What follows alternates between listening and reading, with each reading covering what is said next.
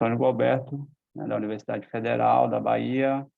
Vou estar mediando essa sessão aqui, tá certo?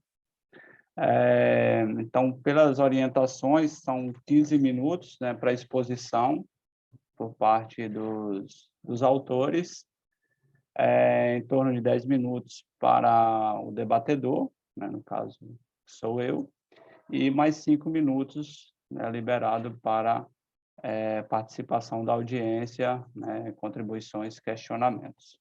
Tá certo? Alguma dúvida, pessoal? Tranquilo? Tranquilo, professor. Beleza. Bom, o primeiro trabalho aqui está faltando um minutinho, eu vou aguardar completar o tempo para dar início ao primeiro trabalho. Só queria saber se vocês vão utilizar slide, como é que vocês pretendem conduzir a parte de exposição dos... Eu preparei slides. Eu também, professor. Ótimo, Igual também, professor. ótimo. Então, Paulo Fernando, se quiser já ir carregando.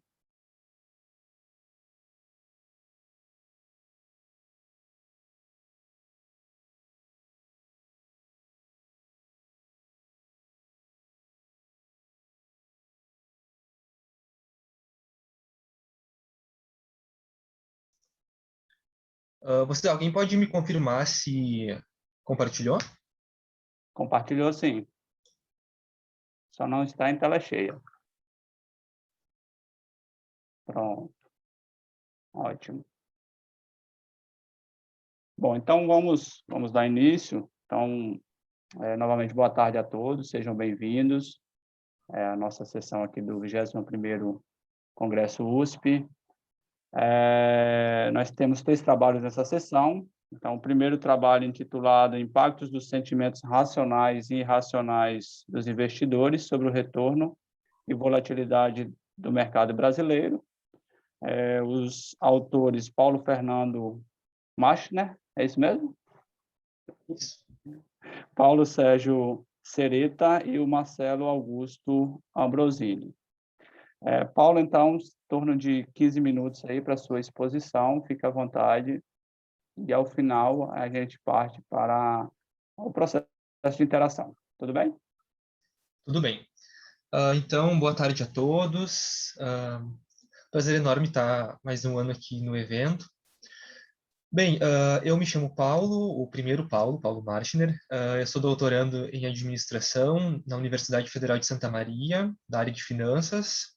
O professor Paulo Sereta é meu orientador de pós-graduação. E o terceiro autor é o professor Marcelo Ambrosini, com quem a gente teve um contato em uma disciplina que eu fiz como aluno especial na FED Ribeirão Preto, e a gente acabou interagindo bastante, e esse trabalho é um dos resultados dessa interação. Bom, o trabalho, então, ele está intitulado Impactos dos Sentimentos Racionais e Irracionais dos Investidores sobre o Retorno e a Volatilidade do Mercado Brasileiro. A apresentação eu vou tentar fazer de uma forma bastante objetiva, porque o trabalho em si é bastante denso em escrita e em modelos, então eu vou tentar ser um pouquinho objetivo. Então, contextualizando, né, na literatura financeira, uma suposição que é frequentemente feita é que os ativos financeiros eles são afetados tanto por fatores de risco fundamentais como pelo sentimento dos investidores. Esses fatores de risco fundamentais seriam as grandes macrovariáveis que tendem a afetar a economia como um todo e as finanças pessoais, e o sentimento dos investidores, um conjunto de expectativas que os agentes, os investidores têm sobre fluxos de caixa futuros e riscos associados a investimentos, e também como otimismo e pessimismo sobre ações. Essas duas perspectivas, elas costumam se contrastar entre si, porque enquanto uma foca nos fundamentos, outra foca em expectativas mais subjetivas de investimento. Entretanto, ali pelo ano de 2004, começou a surgir um pequeno fluxo de literatura que encontrou evidências de que o sentimento ele poderia carregar, sim, expectativas racionais, e esse pequeno fluxo de literatura começou a se estabelecer e encontrar formas de isolar componentes racionais e irracionais, a partir já de alguns trabalhos que vinham a propor medidas de sentimento. né? Esse fluxo de literatura, então, ele documentou evidências importantes sobre sentimentos racionais e irracionais nos Estados Unidos e na Turquia, e existe uma pequena evidência também, e um pouco defasada no Brasil. Uma outra evidência desse fluxo de literatura é que ele foca prioritariamente nos retornos, e variáveis como volatilidade e liquidez, elas são menos recorrentes para esses pesquisadores. E no Brasil a gente tem poucos trabalhos, né, comportamentais, de uma forma geral, e que analisam o impacto do sentimento ainda mais incipiente. Existem vários estudos a nível de firma, por exemplo, mas em níveis agregados de mercado eles são menores e não costumam analisar a volatilidade. Então, considerando esse contexto, a gente procura, então, analisar o impacto dos sentimentos racionais e irracionais sobre o retorno e também incluindo a volatilidade nesse trabalho. Os dados que a gente utilizou foi um conjunto bastante grande, né? A gente utilizou índices de confiança do consumidor e empresarial como proxies para sentimento, embora existam outras variáveis, como medidas do Twitter ou medidas construídas a nível de firma. Esses estudos costumam utilizar os índices de opinião e a gente utilizou também para fins de comparação de resultado. Um conjunto de fundamentos econômicos que a gente utilizou incluem crescimento econômico, inflação, juros, câmbio, termos de troca e incerteza econômica. E essas variáveis são utilizadas, então, para um processo de ortogonalização, onde a gente costuma fazer isso para isolar os impactos irracionais. E também dados sobre retorno e volatilidade. O retorno foi o retorno de fechamento diário do Ibovespa, e a volatilidade a gente usou o desvio padrão por um número incipiente de observações para estimar um GARCH, por exemplo, né? A gente tem 133 observações para todas essas variáveis. E a análise dos dados ocorreu em algumas etapas, né? A gente calculou estatísticas descritivas, analisamos as correlações, a gente verificou a estacionalidade dos dados, e quando não estacionários, a gente tomou uma primeira diferença. E para a extração dos componentes racionais e irracionais, então, a gente regrediu as medidas de sentimento contra esses fundamentos macroeconômicos e isolamos os resíduos como parte da medida de sentimento irracional, que não é explicada pelos fundamentos, e isolamos também a parte que é explicada. Né? Então, em uma medida, a gente transformou em duas.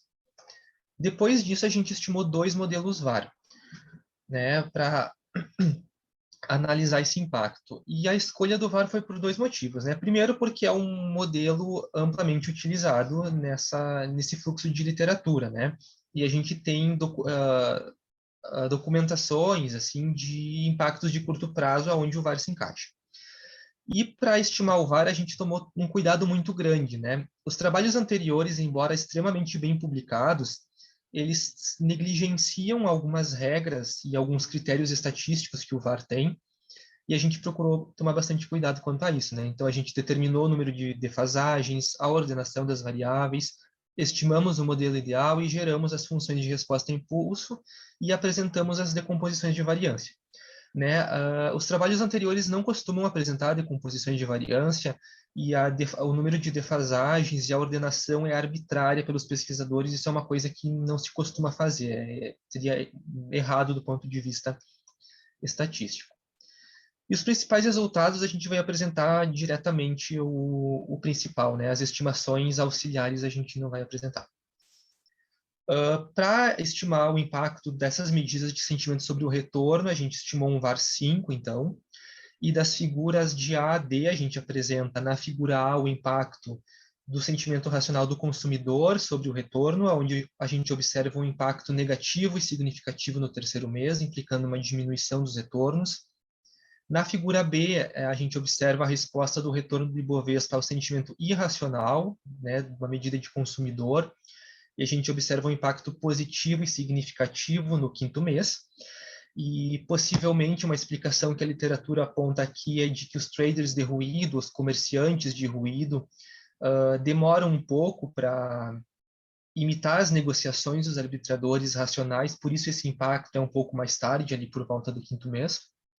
Nas figuras C e D, a gente apresenta o impacto das medidas baseadas nos negócios, né, de confiança empresarial sobre o retorno, e a gente observa um comportamento muito semelhante, um impacto positivo e significativo por volta do 6º mês, e a gente observa um possível comportamento de rebanho aqui no impacto do índice de confiança empresarial. Por que um comportamento de rebanho? A gente observa um declínio, uma elevação tardia, um estilo de preparação tardia, que vai culminar no 6º mês, e uma reversão ou um decaimento subsequente até o 8º mês, embora não seja significativo, mas de qualquer forma implica um possível indicativo de comportamento de rebanho.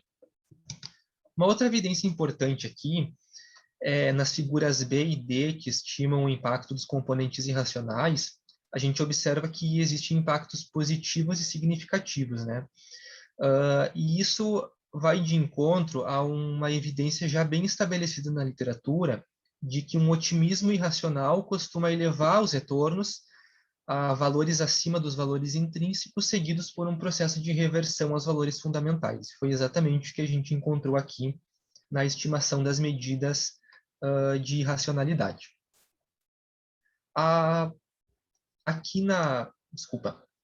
Na decomposição de variância, que é algo que os trabalhos anteriores não costumam mostrar, a gente consegue ver quanto % do retorno do Ibovespa é explicado pelas variáveis que compõem o sistema de variáveis do vetor autorregressivo. E aqui a gente observa, aqui onde tem o Senti-Ra, né, e o Senti-Ir, são as variáveis irracionais e racionais, quando é do consumidor é 1, quando é empresarial é 2. E a gente observa que os componentes racionais explicam muito mais os retornos do que os componentes irracionais. Isso é bem documentado na literatura, que os fundamentos econômicos tendem a gerar impactos muito maiores do que as expectativas geradas por sentimentos irracionais.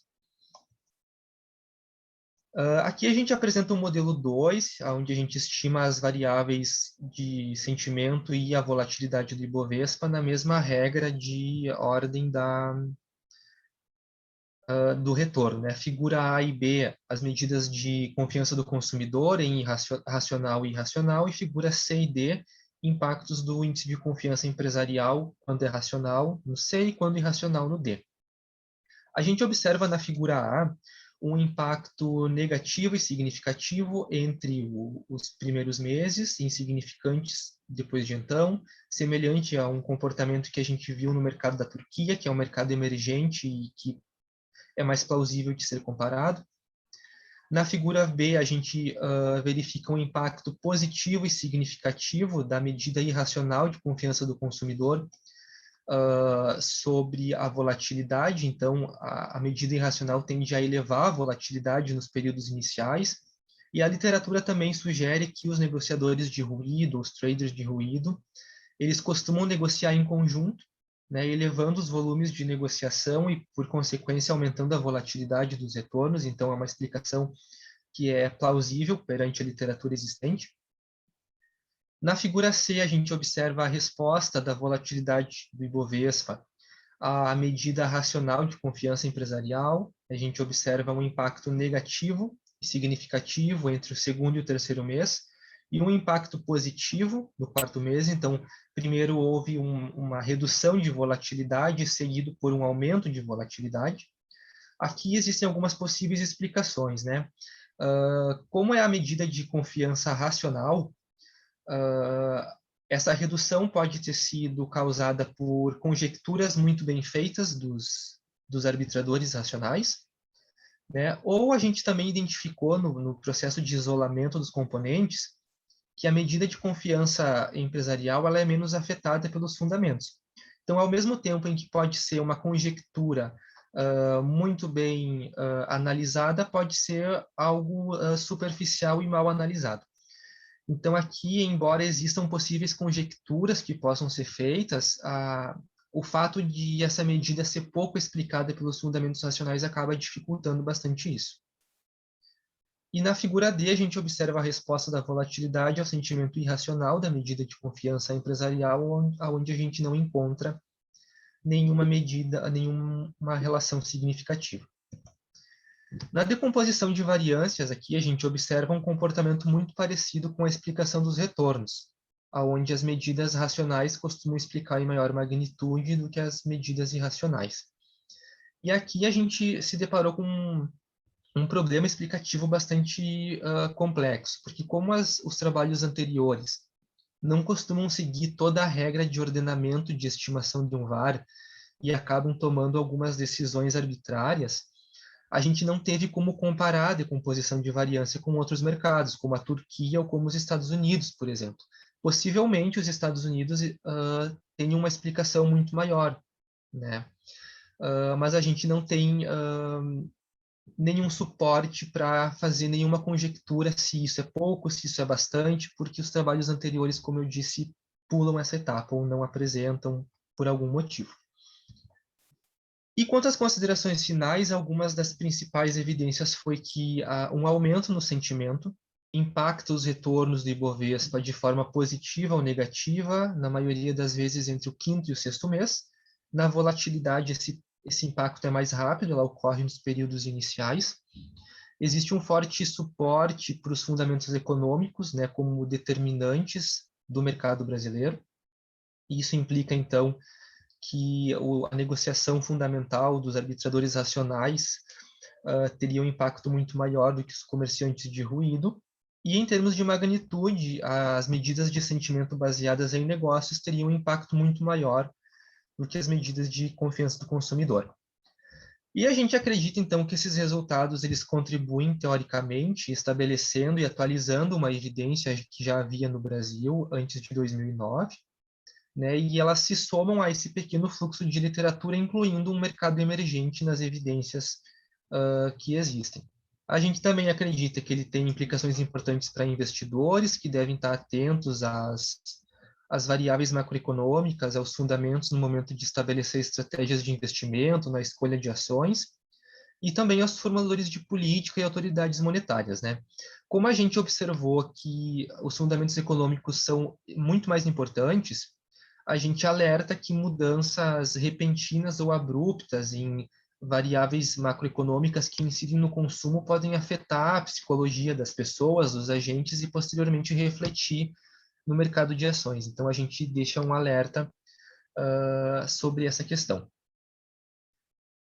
E aqui estão algumas das principais referências que a gente utilizou e fico à disposição.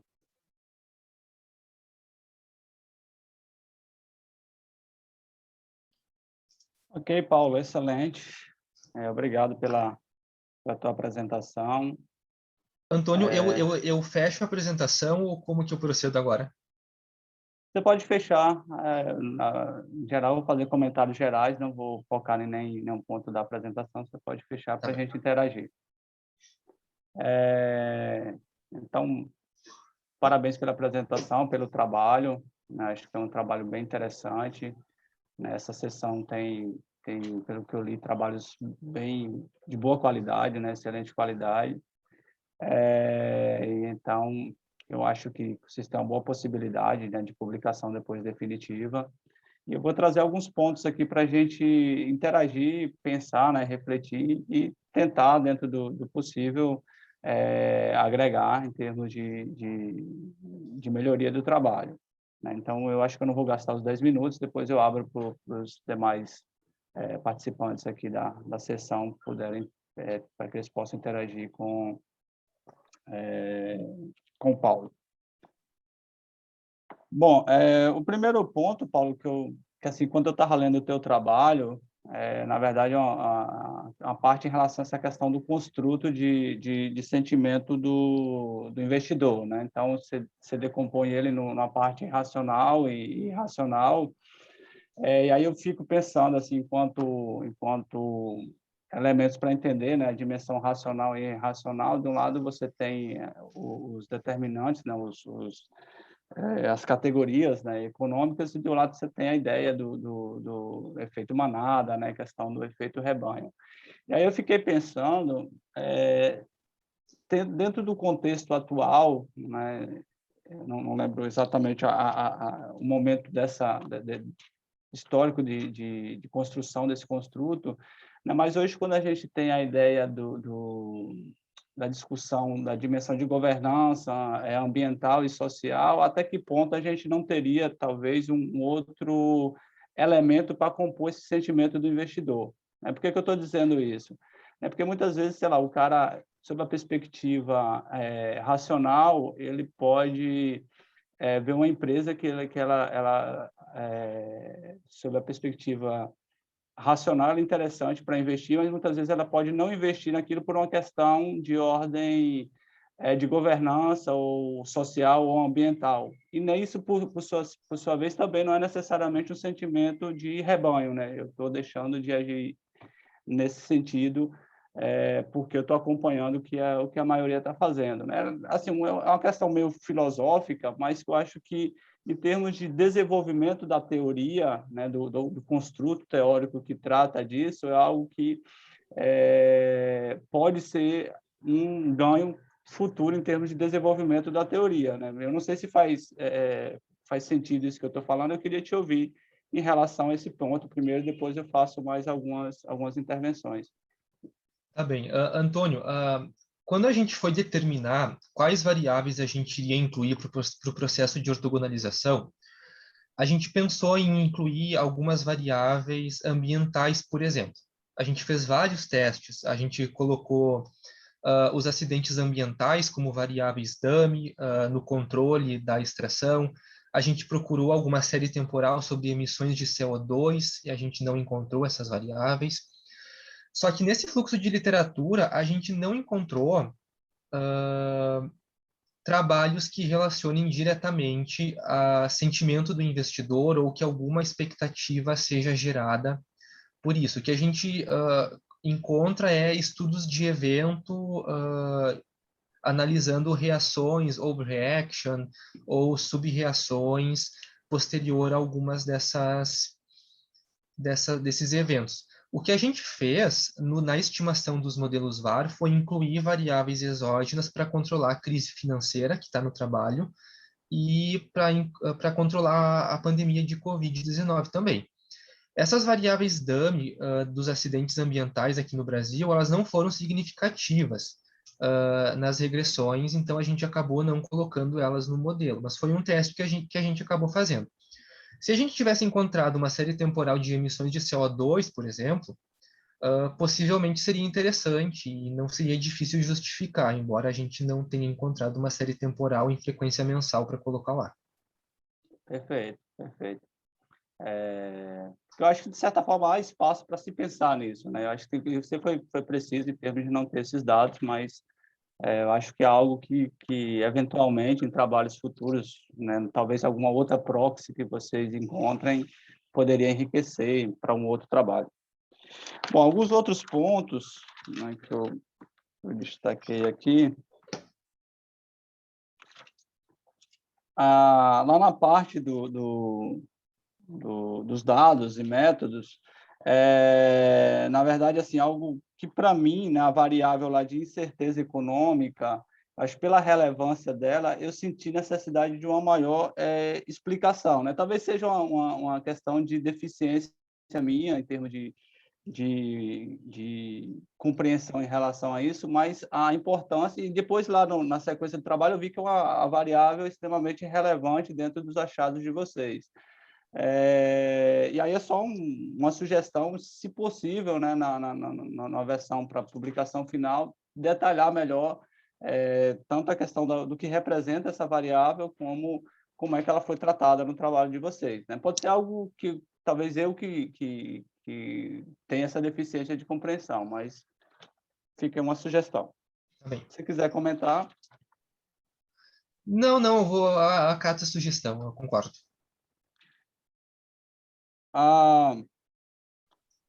Aqui tem uma questão de forma, né? Na tabela 2, tem uma parte aqui que aparece como uma das variáveis IPI. Eu acho que, na verdade, foi algum erro, que na verdade é a matriz de correlação, né?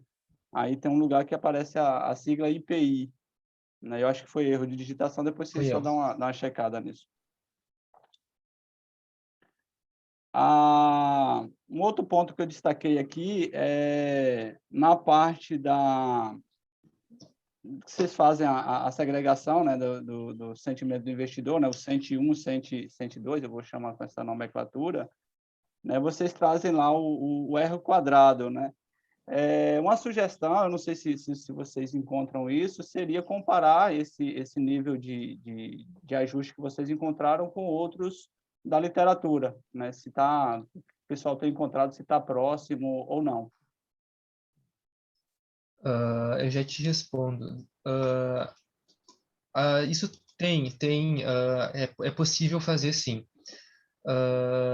Mas é que como cada trabalho ele corrige algumas coisas de alguma forma, né? Por exemplo, os trabalhos da Turquia, eles corrigem problemas de heterocidasticidade de uma forma, a gente trabalhou com erros padrões robustos, então a gente acabou não comparando, porque cada um estimou essas regressões de uma forma.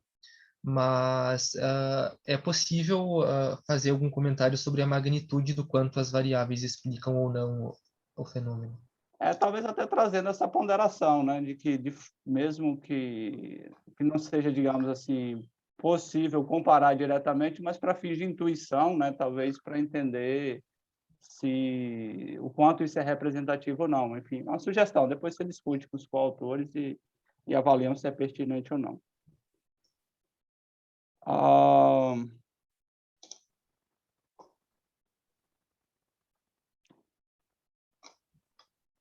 Aqui eu achei bem curioso, né, no caso, e aí eu queria que você comentasse, né, que na variável, na tabela 3 aí, né, a questão do sentimento do consumidor, a parte de câmbio, né, ela se mostrou significativa tanto do ponto de vista estatístico como a maior magnitude econômica, né? Eu fiquei pensando assim, do ponto de vista da prática, como é que a gente poderia entender isso no sentimento do consumidor, né? Como que essa alteração quer dizer, o que me veio na cabeça, né? Basicamente, o cara que viaja, isso é clássico que vai afetar a expectativa dele, né? Mas no consumidor em geral, como é que você visualiza essa? Então, as flutuações cambiais, o que a teoria fala é que um aumento, aqui a taxa de câmbio aqui ela é medida em função do dólar, né? Que um aumento da moeda estrangeira ela tende a encarecer os produtos, tende a mudar o rendimento dos investimentos e faz com que consumidores tenham um poder de compra reduzido e os investidores tenham renda fixa e renda variável oscilando de acordo com a exposição cambial e pode fazer com que eles redimensionem os investimentos deles. Aproveitando o gancho, já que tu falou do câmbio, a falta de explicação que a gente coloca para essas variáveis nas tabelas de regressão é que essas regressões, elas, na verdade, elas são auxiliares para a gente extrair, né? Elas não são o foco principal. Então, os trabalhos anteriores, alguns deles nem sequer mostram essas tabelas e explicam, né? A gente está colocando ali porque a gente acha importante mostrar o processo todo, né? Uhum. Mas esse processo de ortogonalização não costuma ser explicado, porque daí a gente vai estar explicando exclusivamente a racionalidade, porque são fundamentos racionais, né? Mas a explicação do câmbio, teoricamente, seria essa, né? A gente tem um trabalho que tá só eu e Sereta, que saiu na Reconte há menos de um mês, que a gente analisa o impacto da política monetária sobre as medidas de sentimento. Então, tem uma parte bem extensa sobre câmbio, mas é basicamente isso que eu falei. Beleza. Eu vou abrir para o pessoal aí, então, os outros autores, né, que estão presentes aí na sessão, se quiserem fazer perguntas para o Paulo, fique à vontade, né? A audiência também aí, podem colocar no chat, ou no caso, os autores podem fazer diretamente através do microfone.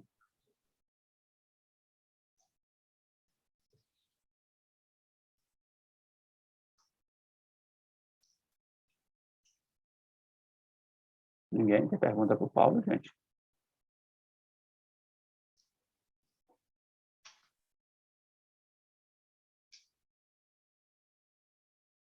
Bom, então acho que é isso, Paulo. Obrigadão, gostei muito do trabalho, sucesso aí com a pesquisa de vocês e muito interessante. Parabéns. Valeu, obrigadão.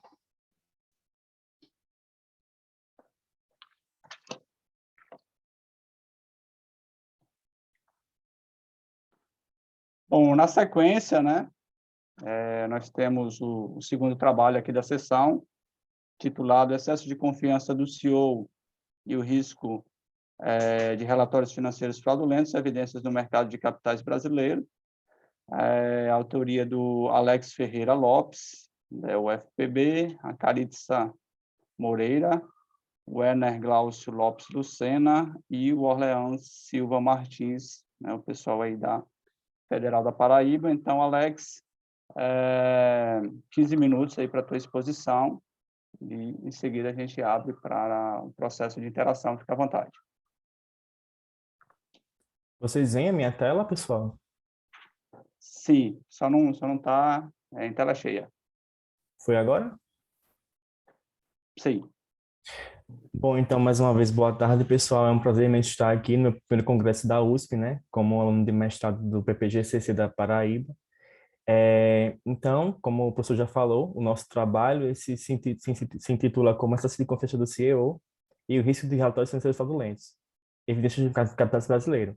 Então, foi feito em parceria com a Caritza, né, que é do doutorado, e os professores também, o Werner Glaucio e o Ormeas Martins. Então, como a contextualização do nosso trabalho, né, a qualidade e a quantidade de informações disponíveis no mercado, elas são um reflexo do processo da elaboração de demonstrações contábeis, né, das empresas, que elas podem sofrer aí um impacto de viés comportamentais por parte de seus elaboradores, né, como o caso do excesso de confiança. Dentro desse contexto, comportamentos oportunistas, eles podem acontecer, né, de acordo com uma oportunidade de fraude também dentro das empresas, que é definida como a prática de se obter alguma vantagem, né, praticando algum ato que não é legal, né, com o intuito de obter vantagem própria para si, e isso pode acontecer também de forma que se alterem as demonstrações contábeis. Então, só que nesse trabalho, a gente não vai tratar da fraude como o ato ilícito em si, mas sim como a probabilidade de que se ocorra esse fato, né? Então, esses vieses também podem ser uma explicação para a prática de possíveis comportamentos oportunistas, como já falei, quando da elaboração das informações contábeis. Então, como objetivo da pesquisa, nós temos que analisar a relação entre o excesso de confiança dos gestores e o risco também de relatórios financeiros fraudulentos das empresas de capital aberto no Brasil. Como referencial teórico, nós tratamos de 3 pontos, né? Como a teoria do alto escalão, proposta por Hambrick e Mason, lá em 84, que trata também do processo decisório dos gestores, né? Que isso vai impactar, então, aí no desempenho da empresa. E nós fazemos trabalhos sobre essa temática para exemplificar e tentar fazer um link sobre essa teoria e também os problemas que ocorrem dentro do mundo dos negócios, como a da informação e também sobre a fraude. Nós também falamos de excesso de confiança, né, que lá é aquele sentimento em que as pessoas tendem a confiar mais em seus julgamentos e com isso tomar certas decisões. Eles têm uma crença na sua própria capacidade de fazer as coisas e superestimam seus próprios conhecimentos, né?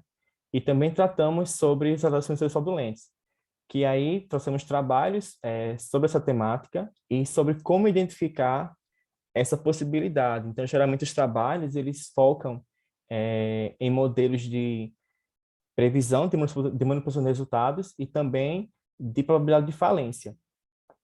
Então, essa identificação de relações fraudulentas é feita dessa maneira, a partir desses 2 construtos, né? Então, nessa terceira parte, nós fizemos alguns trabalhos sobre essa temática e tentando fazer um link para fechar nossa ideia, né?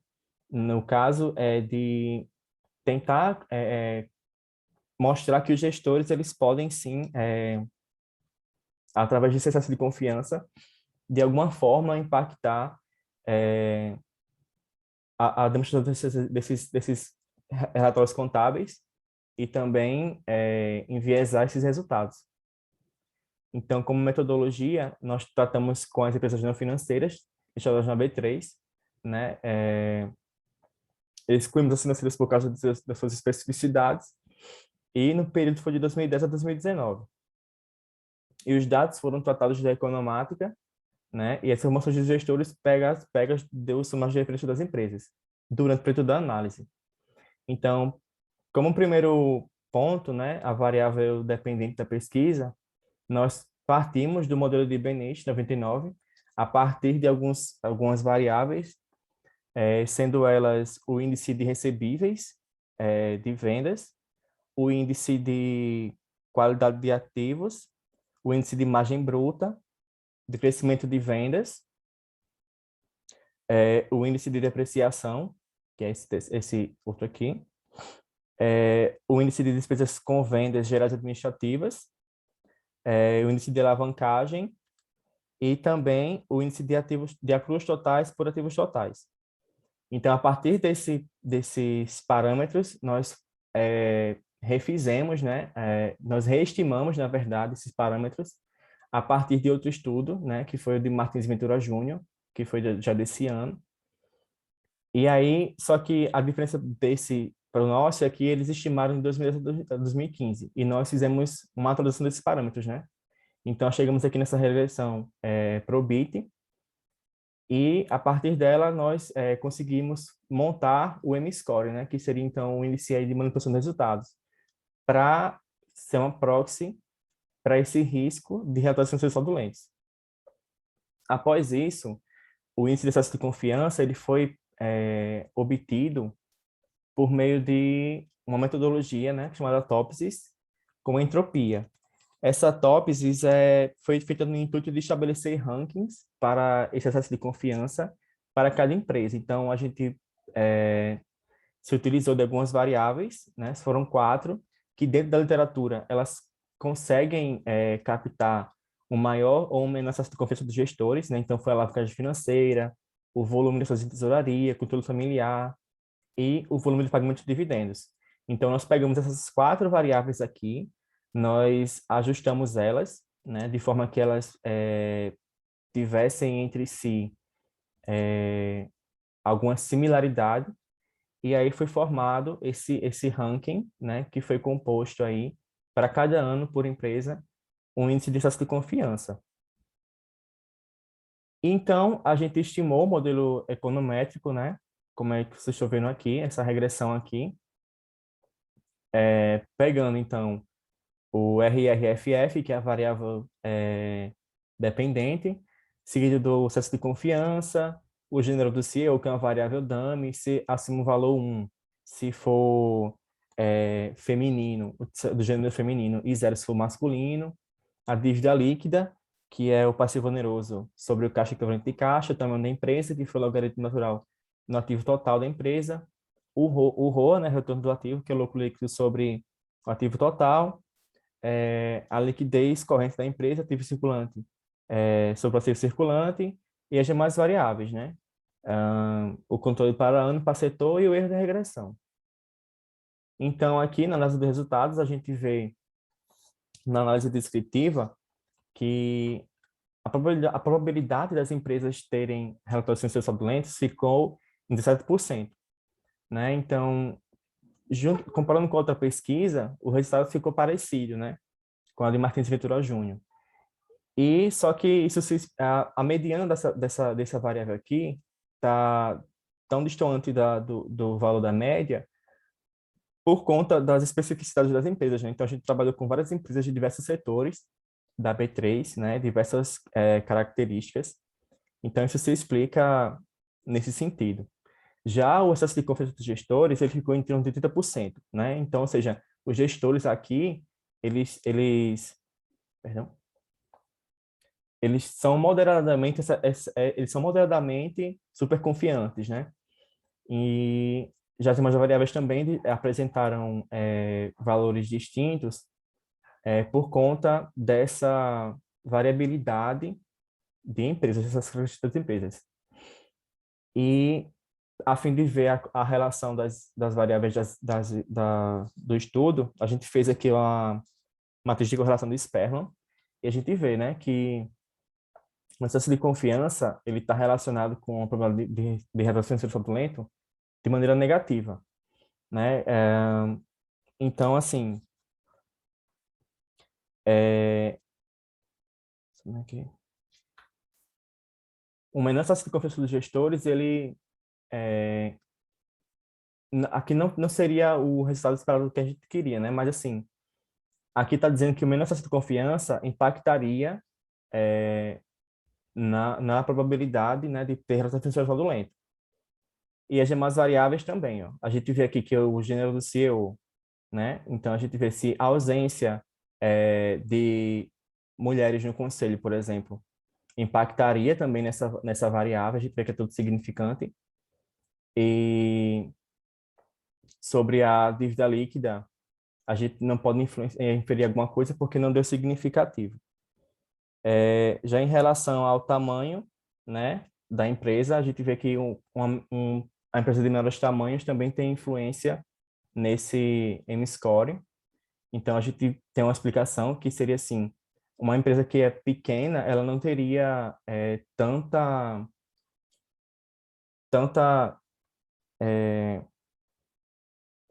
critérios de responsabilidade nas suas elaborações de resultados, né? E o ROA também. Já na regressão, né, modelo econométrico, depois que foi feito todo o aspecto aí dos pressupostos, a gente chegou ao modelo e se constatou mais uma vez que as variáveis foram significantes, né? Só que a relação que se esperava era que fosse um sinal positivo aqui na variável do overconfidence, né? Do excesso de confiança, o que não se mostrou, né? Então, assim, foi de encontro com outros estudos, né? Como o caso da Almagro, que foi a metodologia que a gente utilizou, que ele também utilizou a metodologia do Topsis, mas não foi o que a gente queria achar. Porém, isso significa que o maior ou menor excesso de confiança dos gestores, ele vai impactar, sim, na probabilidade de relação fraudulenta,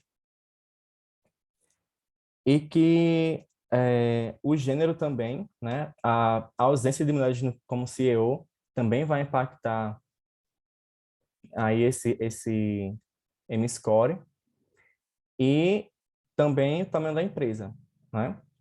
Agora, as variáveis do ROA e da liquidez corrente deram sinal positivo e significante, mas que a gente também não esperava. Então, a explicação que a gente encontrou foi que, mesmo que a empresa mostre uma rentabilidade boa e uma liquidez boa, né, os CEOs eles podem sim também querer continuar tendo suas atitudes de overconfidence, para que a empresa continue mostrando os bons resultados e que seja aí um destaque, né, para os investidores. Sobre o tamanho da empresa, então, a gente vê que foi uma relação também negativa, né? Então, empresas com empresas de menor tamanho também são mais relacionadas ao M-score, né? Que é o risco de retração de fraudulento.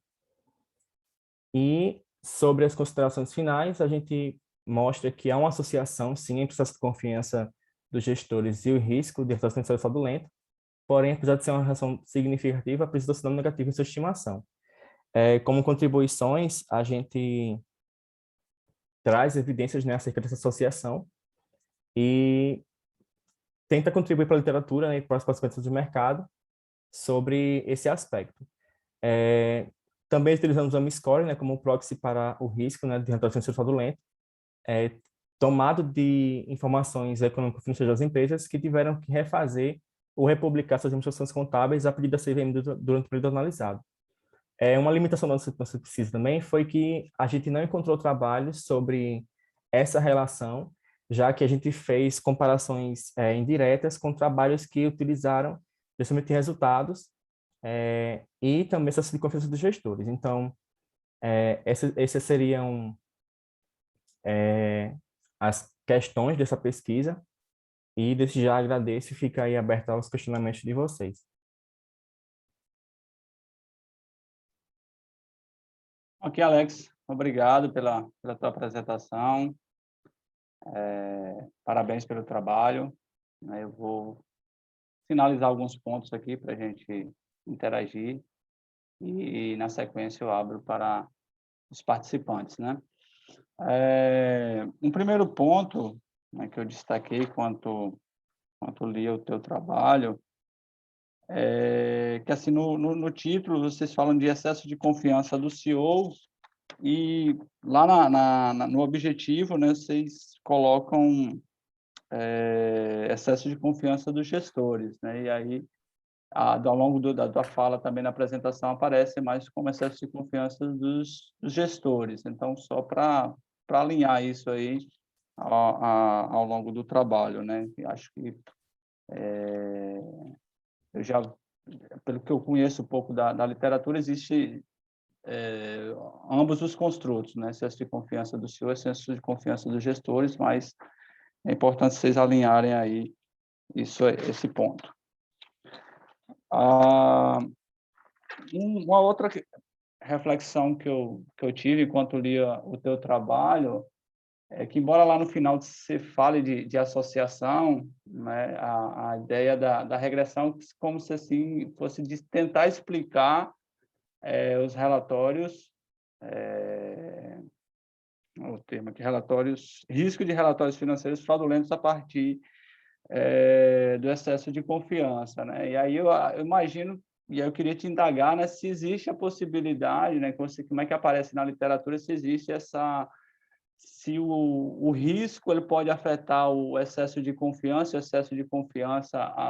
eu imagino que talvez exista essa reciprocidade, digamos assim, né? O cara, imaginando o CEO, o gestor, digamos, se ele faz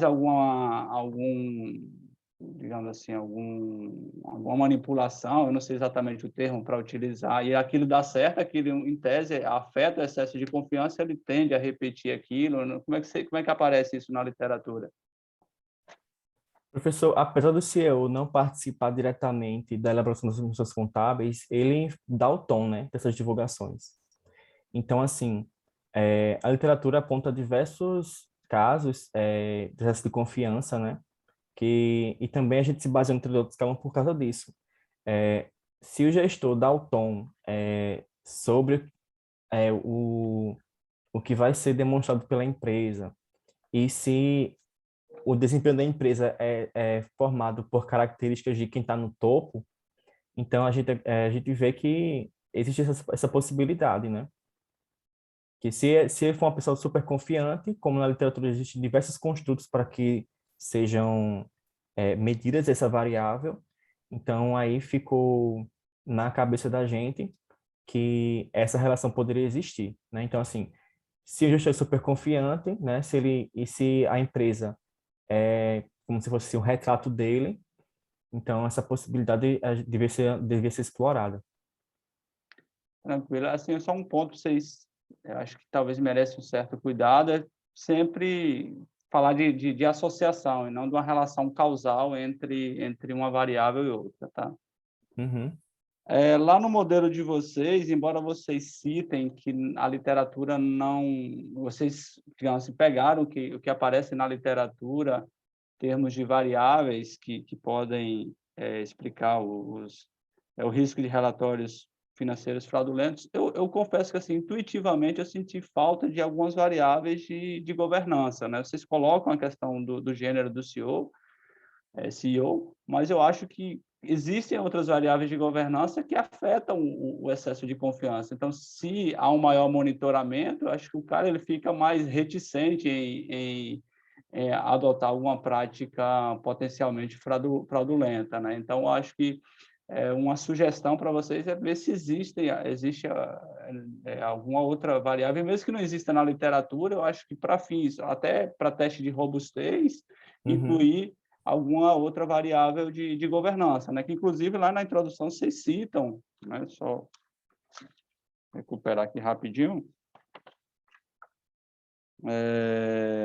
Né, que, por exemplo, as características pessoais, idade, ocupação na organização, tempo de experiência no cargo, raízes socioeconômicas, todas essas podem afetar o excesso de confiança. Então, acho que um ponto, nem que seja para teste de robustez, seria incluir algumas outras variáveis aí de governança.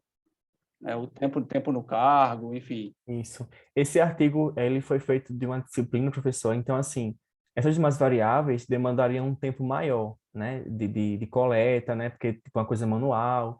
E a gente encontrou, né, por sorte, por felicidade, essas outras variáveis que também são captadas, são construtos, digamos assim, de excesso de confiança que seriam mais fáceis de ser coletadas, né? Então, a gente foi nelas, mas para o futuro, assim, a gente pode trabalhar com essas outras variáveis, né, que são variáveis mais pessoais e profissionais dos gestores, dos CEOs.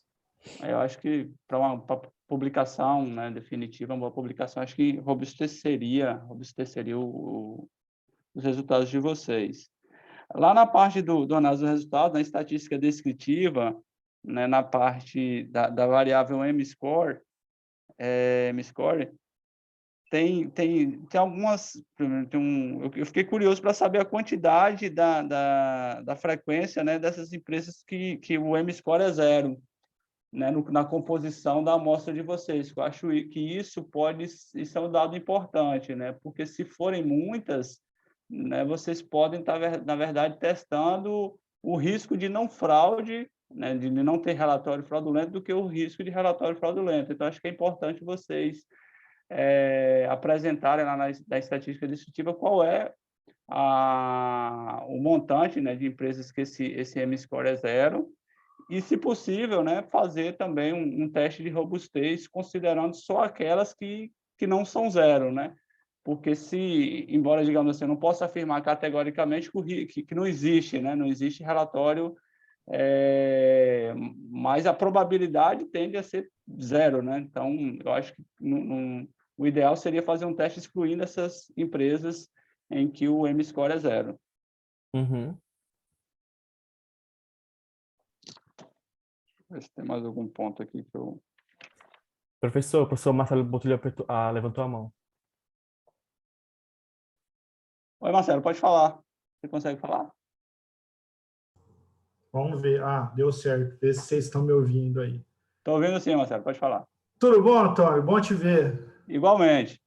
Beleza, Alex? Tudo bom, Parabéns pelo professor? trabalho. E eu gosto bastante desse modelo do M-Score, do BNISH. Eu acho que ele é bem válido, bem fácil de aplicar. Eu só queria deixar uma coisa que eu não tive tempo de conseguir ler o trabalho todo, mas enquanto você foi apresentando, eu fui dando aquela lida velocidade 5. Uma das coisas que a gente precisa tomar cuidado nesse tipo de trabalho é que, assim, né, o M-Score do BNISH, ele já é um trabalho relativamente antigo, né? Então, ele pega lá uma amostra de 80 e pouco até 92, e ele também não tem um nível de acerto perfeito, né? Ele vai lá e acerta, se eu não me engano, é menos de 40%, acho que é 0,36, 0,37. É até um artigo que eu uso com os meus alunos, porque eu ensino na graduação, eles usarem isso aí, eu acho que é legal. Então, assim, você colocar o teu modelo de regressão para regredir contra o resultado do M-Score, de certa maneira, eu entendo, é uma proxy, você está aproximando, assumindo que o que ele te diz que é fraudulento provavelmente é. Mas ele tem muito ruído ali dentro, né? Poxa, ele explica menos da metade. Então, assim, talvez precisasse tentar construir um pouquinho melhor no sentido de, olha, eu vou assumir isso aqui, mas eu estou ciente da limitação. Uma coisa é você regredir contra uma empresa que, de fato, você sabe que é fraudulenta e sabe que não é fraudulenta. Outra coisa é você regredir contra uma resposta que você tem um indicativo, né? Tem muito ruído ali dentro, não é uma certeza, né? Porque corre o risco na verdade, você está achando relações com as variáveis do M-Score e não necessariamente com o fato de estar ou não fraudando.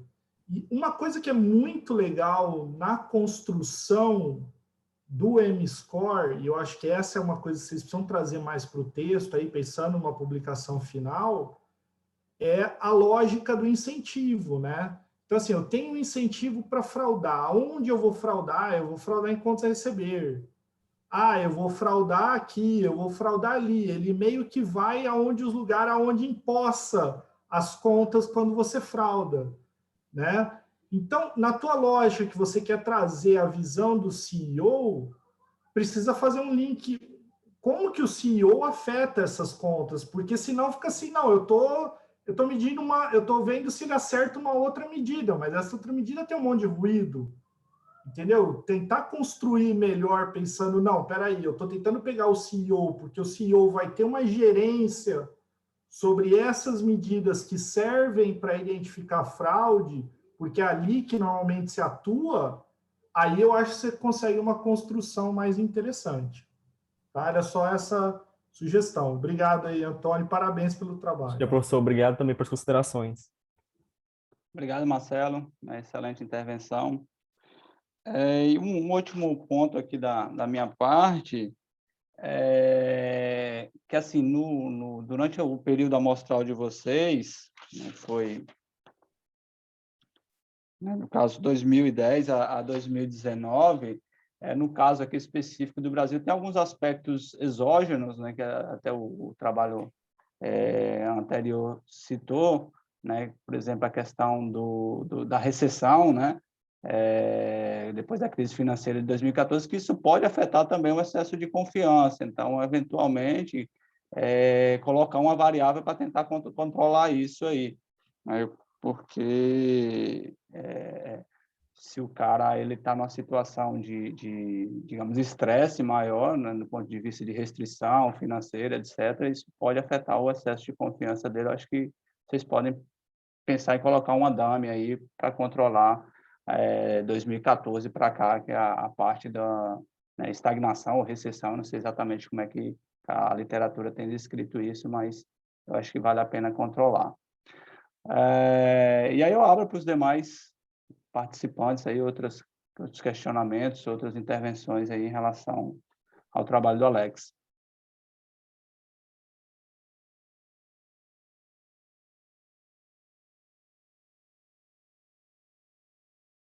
Caio, pode falar, Caio.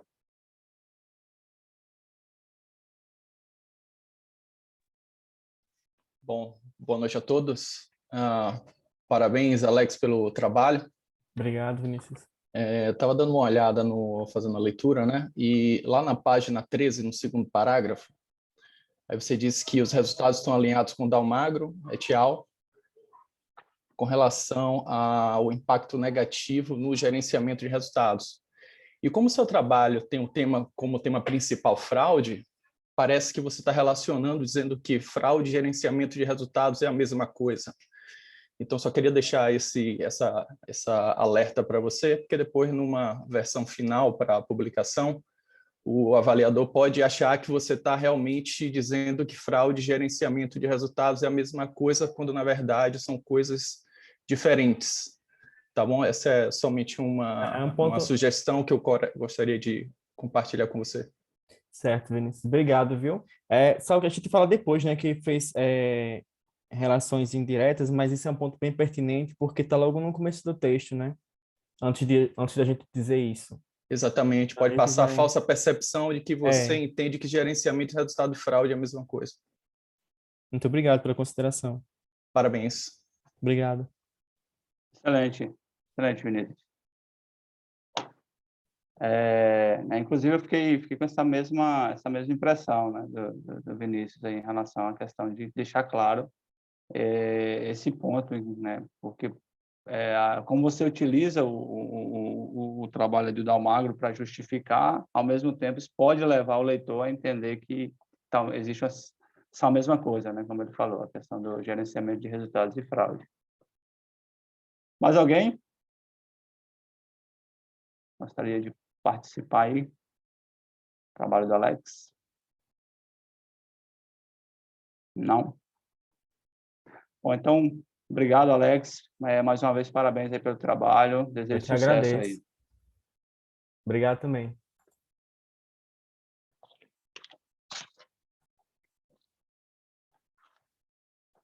Bom, dando sequência aqui, né, à nossa sessão, o nosso terceiro trabalho é a análise da relação entre os aspectos comportamentais, cognitivos e temporal, com a acurácia da previsão do analista.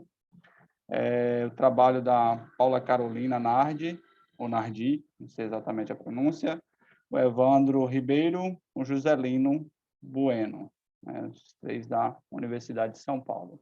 Então, Paula, fica à vontade, 15 minutos aí para a exposição, e em seguida a gente abre para o processo de interação. Fique à vontade.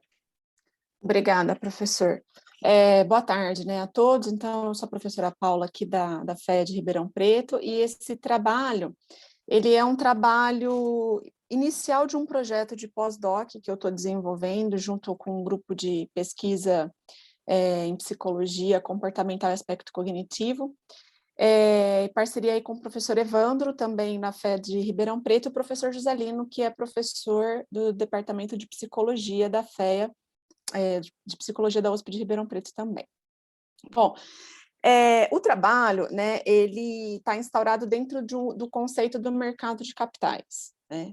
Então, nós tentamos focar as pesquisas direcionadas a aspecto comportamental em algo que tivesse algum impacto, alguma relevância para o desenvolvimento econômico do país, né? Então, dentro da conjuntura do mercado de capitais, a gente tem a movimentação da atuação desse mercado na geração de empregos, na atuação de melhoria de infraestrutura, né, e até crescimento do PIB. Então, foi nesse sentido que a gente procurou focar uma pesquisa de pós-doc. E aí, dentro desse mercado de capitais, nós começamos a entender, né, os papéis dos participantes desse mercado. Então, mais especificamente aqui, as empresas e os investidores, né? E aí, dentro dessa relação, nós começamos a entender possibilidades de conflitos de interesses, de assimetrias de informação, né, conforme a própria teoria de agência preconiza, e que o analista financeiro ele teria a condição de reduzir, né, pelo menos essa assimetria de informação, de alguma maneira aí por meio não só da previsão de lucro, mas também da emissão dos seus relatórios, né, dos seus relatórios de previsão, que são os dois outputs aí do analista que a gente acabou considerando aqui no trabalho. E essa relação, né, então, o que a gente começa a entender em termos teóricos? Então, a gente sai, né, bastante daquela ideia da teoria econômica clássica de que o mercado ele vai ser eficiente, então o investidor, o analista vai usar as informações disponíveis da maneira mais eficiente possível, e a gente começa a entrar nas teorias que consideram a racionalidade limitada, que vão considerar o fator humano, né, como diversos comportamentos que podem interferir em processos de tomada de decisão e geração de informação. Mais especificamente, se a gente destacar, né, os trabalhos de Kahneman, a gente tem um foco maior nessa discussão nas questões de otimismo, nas questões de ancoragem, nas questões de excesso de confiança, né? E um paralelo aí talvez entre excesso de confiança e otimismo, mas nós também temos nuances de diversos outros, né, aspectos cognitivos que poderiam ser levados em consideração. E aí, nessa conjuntura teórica, nós fizemos um levantamento dos trabalhos em 4 grandes frentes. Então, nós pegamos os trabalhos que analisam previsão dos analistas e entendemos que eles têm uma tendência em observar fatores econômicos que podem implicar aí nos analistas, né, e na previsão, na acurácia da previsão que eles acabam divulgando, fatores financeiros, e aí considerando diversas questões contábeis, né, aspectos da empresa, qualidade da informação, etc. E começamos a analisar também as pesquisas sobre aspectos comportamentais. E aí, nesse meio, a gente entendeu que ainda há uma relação, né, a gente tentar entender melhor um modelo de predição dessa acurácia havia um conjunto ainda de aspectos comportamentais que não haviam sido relacionados, juntamente com um conjunto de aspectos financeiros e econômicos que a literatura anterior já havia pesquisado, né? Então, nesse sentido, o trabalho teve como objetivo analisar a relação entre os vieses comportamentais cognitivos e o aspecto temporal com a acurácia de previsão de resultados dos analistas financeiros. Para isso, nós desenvolvemos 7 hipóteses, que eu vou resumir aqui as ideias, né? Então, o viés otimista, o viés da ancoragem, o viés de excesso de confiança, o viés de representatividade e a questão do tempo. Teoricamente, a gente espera que haja uma relação negativa com a acurácia do analista. Mas os aspectos comportamentais, realismo e a comunalidade, né, um aspecto positivo aí com a acurácia do analista. Então, para desenvolver esse trabalho, nós consideramos empresas brasileiras de capital aberto no ano de 2019. A base de dados, ela foi formada utilizando 3 fontes, que foi a Thomson Reuters, a SP Capital e a Thomson One.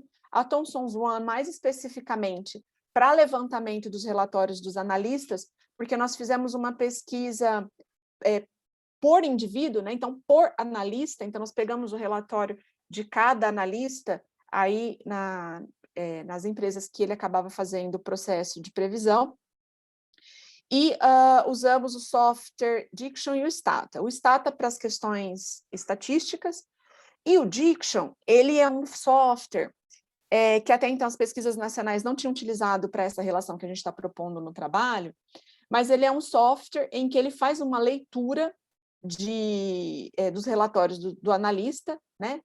Então, uma leitura de discurso, e ele tem algumas medidas de acordo com os vocabulários desses relatórios, em que ele vai classificando se aquele discurso, se aquele relatório, ele tem, qual é a nota, né? Qual é a nota em relação a um excesso de confiança, a uma representatividade, enfim, né? Essa é a ideia do Diction. Então, nós iniciamos com uma amostra de 338 empresas no Brasil, mas nós ficamos com o número final de 94, até pelas dificuldades de informação completa, né, em todo o modelo que a gente usou, o que gerou em torno de 1.026 observações no ano de 2019, tá? Em termos estatísticos, fizemos algumas análises, mas eu vou apresentar aqui só os resultados da regressão, porque eles foram condizentes com os outros testes que a gente aplicou no trabalho também. Com relação ao modelo, né, de previsão, então a acurácia como a variável dependente, a variável comportamental e tempo foram variando aí nos modelos. Vou destacar só um pouquinho como que a gente calculou algumas das variáveis principais aqui. Então, por exemplo, o otimismo, ele foi calculado como sendo uma variável dummy, quando a previsão do analista extrapola o consenso médio dos demais analistas, e esse consenso médio foi considerado no ano de 2019. A ancoragem, nós consideramos se a previsão do analista está entre o lucro por ação real do período de 2019 e uma âncora. E como âncora, nós seguimos a literatura aqui e utilizamos o lucro por ação real que foi divulgado no ano anterior. Aí as demais variáveis relacionadas a aspectos comportamentais, então nós usamos o Diction, né, que faz essa interpretação do texto, do discurso do indivíduo.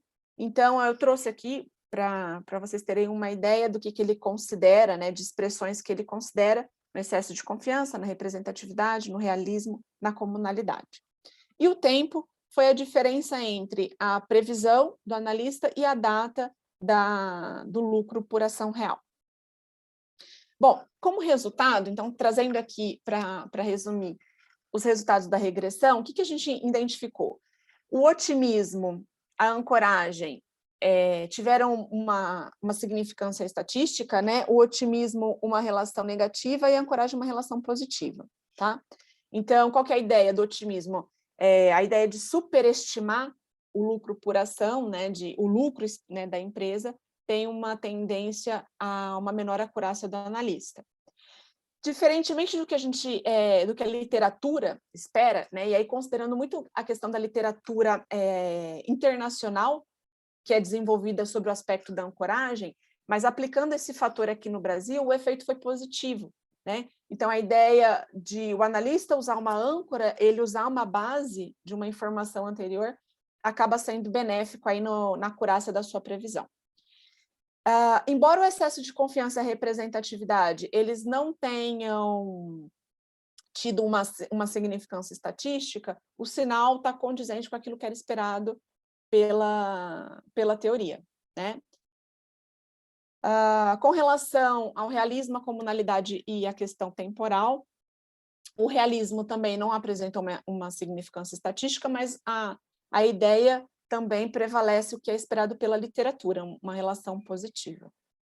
A comunalidade representou uma relação significante, então aquela ideia assim, o analista que se baseia numa informação comunal. O que seria essa informação comunal? É quando ele busca informações com base num grupo de outros analistas ou num grupo que se discute algo sobre aquela empresa, né? Essa é a tendência do aspecto comportamental referente à comunalidade. Ele apresentou uma relação positiva. Então, a busca por informação de grupos, que são discutidas em grupos, acaba ajudando na acurácia da sua previsão.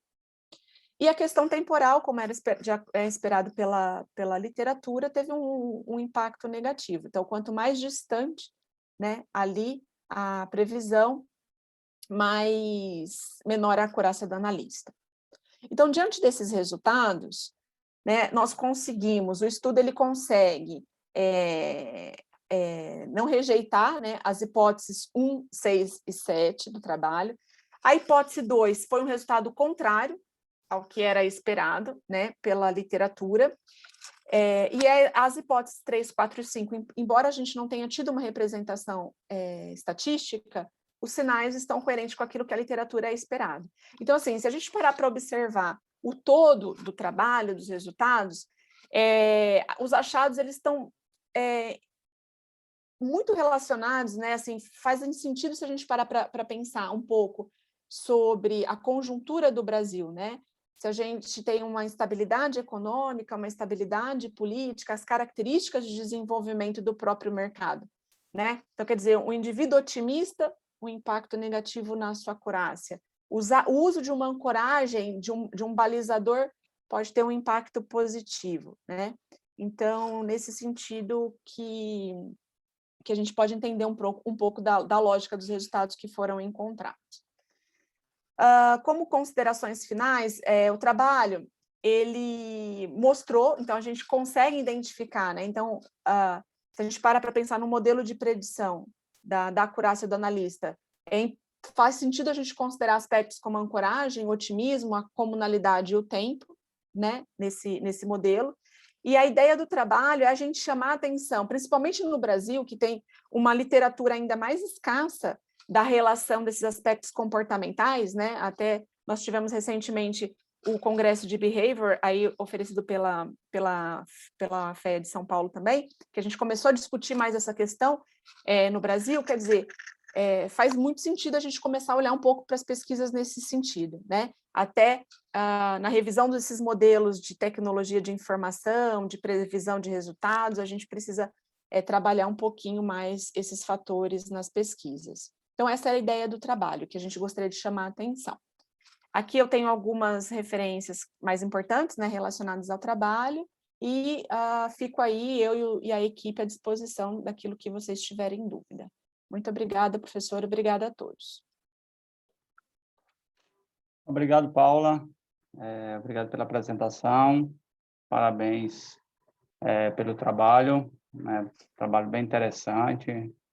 A pesquisa trabalha diversos vieses e variáveis financeiras, né? Eu acho que vocês têm um excelente produto. Eu vou trazer alguns pontos aqui para a gente interagir, e aí, na sequência, eu abro para os colegas.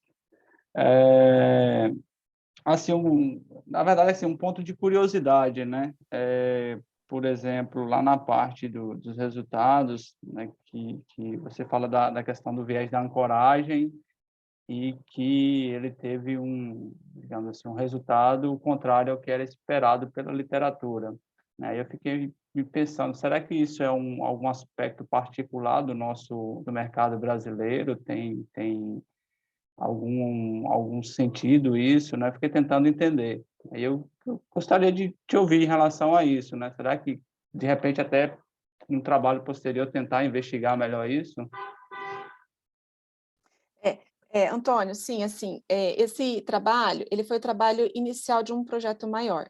Esse projeto maior, a gente está considerando outros países com diferenças políticas, de estabilidade econômica, de desenvolvimento de mercado e até de qualidade da informação contábil que é colocada.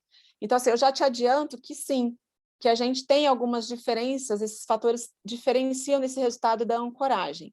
A gente está finalizando esse trabalho para identificar exatamente qual que é o fator que isola o Brasil desse efeito, né? Mas uma diferença que a gente tem muito, muito grande dos demais países que a gente está analisando é uma escassez de análise, de analistas acompanhando as empresas no Brasil.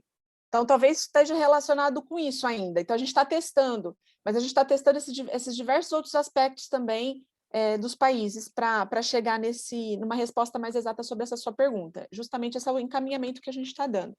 Mas tem sim, a gente tem realmente pouco, se a gente parar para olhar os Estados Unidos, eu tenho 1.026 observações do Brasil. Nos Estados Unidos, no mesmo período de 2019, só para vocês terem uma ideia de comparação, nós temos 16 mil observações nos Estados Unidos, né? Então, e agora a gente vai fazer também uma análise com a China e com outros ambientes também. Mas, então, a gente está analisando, na verdade, se é um fator da amostra ou se, de fato, ele tem um fator país aí, né, que representa essa diferença. Perfeito. Até, sei lá, talvez algum aspecto de cultura nacional, enfim, talvez a questão recente não sei, de inflação, né? Não sei. Eu acho que talvez tenha um componente aí próprio da nossa economia, do nosso mercado. Aí na parte do outro viés, né, de excesso de confiança, eu fiquei pensando, né, que ele não se mostrou significativo. Aí eu fiquei pensando se não seria o caso, talvez, de testar alguma outra proxy para comparar se, de fato, não há essa associação ou se, talvez, vocês não tenham captado efetivamente a questão do excesso de confiança. Sim, é isso que você falou, eu anotei aqui quando o Alex estava apresentando, né?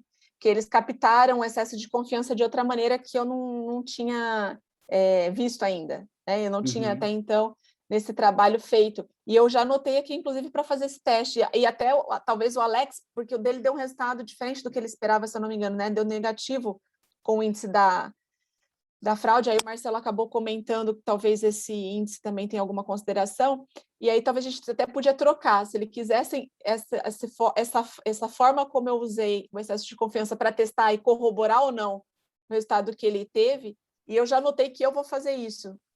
Acho que essa colocação é muito, muito pertinente, professor Antônio. Acho que assim, qualquer resultado que vocês testando, com certeza vai enriquecer bastante os achados. Porque, assim, só para vocês terem uma noção do que a gente vem percebendo, né, dessa pesquisa.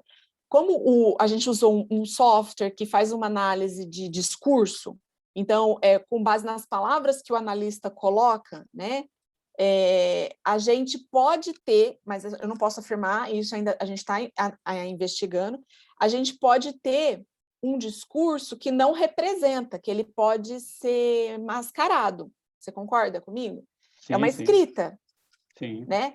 É uma escrita. Então, assim, a gente também está começando a fazer esses testes para verificar e confrontar. E talvez essa forma de confrontar com outras medidas desses vieses comportamentais vai ajudar a gente a enxergar essas questões também.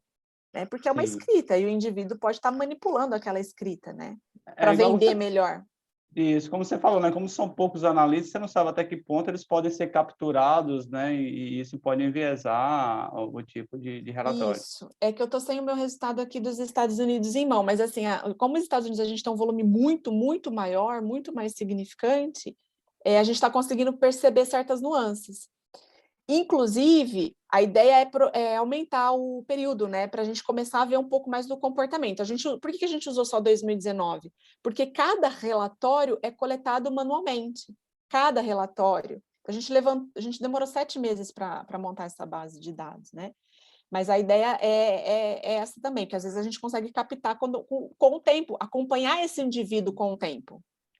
Né? Seria Às vezes ideal, seria excelente. ele mantém o discurso dele, né? Que é aquele discurso que pode ser uma ideia de vender alguma informação que não representa a realidade, e a gente acompanha a acurácia dele ao longo do tempo. Então, esses cruzamentos a gente está trabalhando, está desenhando para analisar, professor. Excelente. Enquanto você estava fazendo a exposição, eu fiquei aqui pensando, não sei se vocês chegaram a fazer as interações entre variáveis, né? Variáveis financeiras com variáveis comportamentais, por exemplo, a questão do prejuízo com o otimismo. Estou chutando aqui, né? Frente a uma situação de prejuízo, se isso afeta ou não o otimismo do cara, se aquilo vai dar significativo ou não, que eu acho que também acho que isso pode trazer algo de interessante em termos de achados. Tem razão, não pensei nisso. Excelente, professor. Muito bom. Não trabalhamos com essas interações. Ok.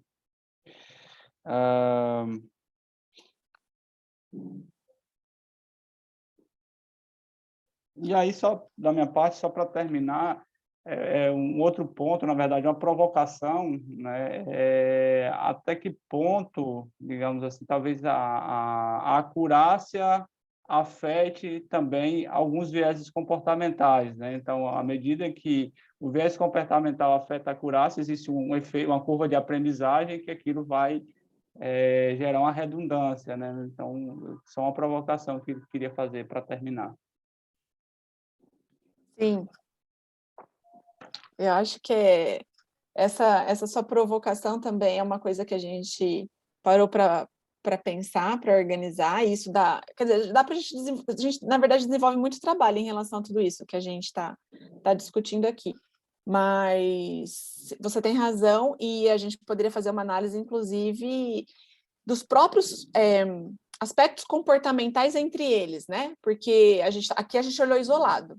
Mas o indivíduo que tem um excesso de confiança, ele pode ser otimista ou não. Então, isso tudo que você falou realmente está no nosso radar e é pertinente, professor. Obrigada, viu? Por nada. Parabéns aí pelo trabalho. Eu abro para os colegas, quem quiser interagir, fazer perguntas, colocações, fica à vontade.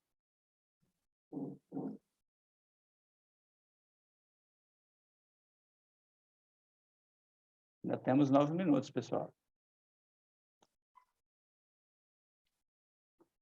Caio, Vinícius, fica à vontade. Bom, eu de novo, né? Primeiramente, parabéns, professora Paula, pelo excelente trabalho, pela indicação à premiação, estarei lá torcendo. Poxa, Então, a sua forma de mensuração do excesso de confiança e também a do Alex, para mim foi algo inovador, porque eu nunca vi algo parecido, né? A primeira vez que eu tenho contato com o trabalho que mensura o excesso de confiança fora daquelas métricas de Malmedy e Tate, por exemplo, daquele trabalho muito utilizado em 2005. E aí não sei se dentro da sua proposta caberia para um teste de robustez, especificamente dessa variável de excesso de confiança, utilizar algum tipo de análise da mesma forma como foi colocado nesse trabalho, se bem que são medidas de excesso de confiança diferentes, né? Lá ela fala sobre gestores, o seu é sobre previsão de analista, né? Mas eu penso assim, será que existe alguma forma de relacionar o mesmo tipo de abordagem, o mesmo tipo de metodologia para capturar o excesso de confiança, já que é um construto de difícil mensuração.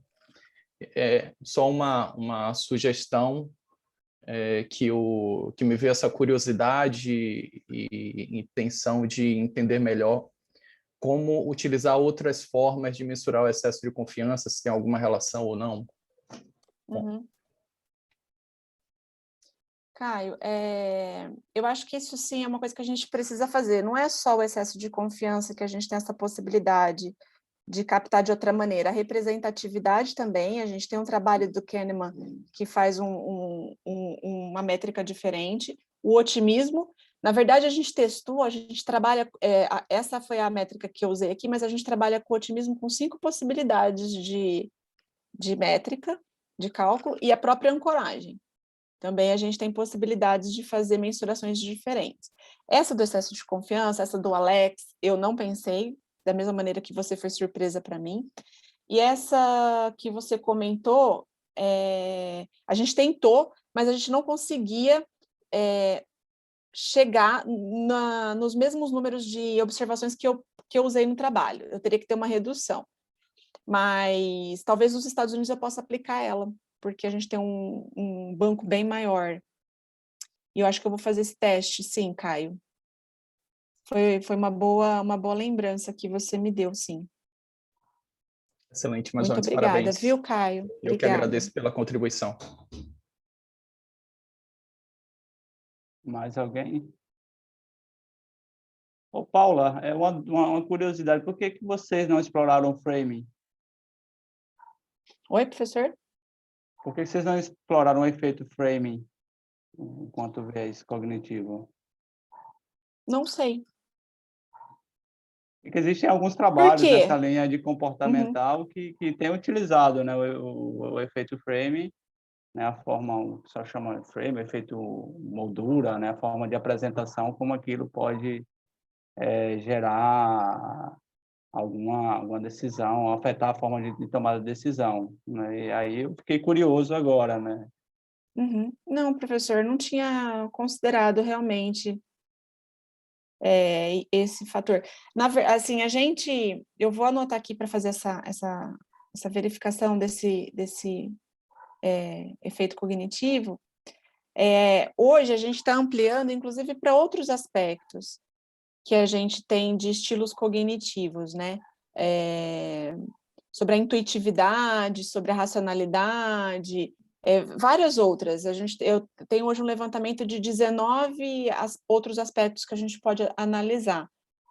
Mas esse eu não tinha realmente considerado. Eu vou procurar ler sobre ele, ver se tem um sentido teórico no trabalho, e aí realmente, se eu identificar, eu vou incorporar. Mas hoje a gente já está com mais 19 outros aspectos em análise, mas esse não está, realmente. Tá, é bem amplo, né? Então, as Sim. possibilidades. Mais alguém, pessoal?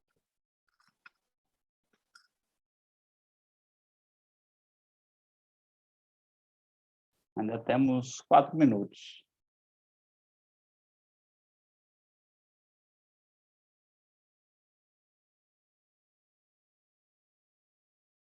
Bom, se não temos mais as contribuições, eu quero agradecer a Paula, agradecer também aos demais autores que estiveram presentes, a audiência pela participação na nossa sessão, acho que foi bastante produtiva.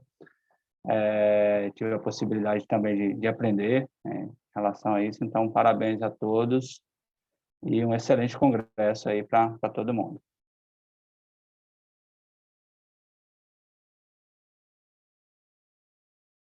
Obrigada, professora. Obrigada, pessoal. Obrigado, Um abraço. pessoal. Obrigado, até mais. Até mais, tchau, tchau.